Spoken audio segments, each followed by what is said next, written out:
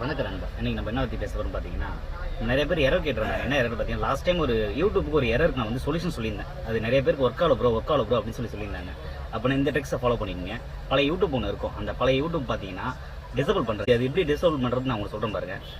அந்த யூடியூப் இப்படி பிடிச்சி லாங் ப்ரெஸ் பண்ணிங்கன்னா மேலே ஒரு ஐக்கான் காட்டும். இந்த ஐக்கான் இருக்க பாருங்க. லாஸ்ட் இந்த ஐக்கானை கிளிக் பண்ணிவிட்டு யூடியூப்பை டிசபிள் பண்ணுறது.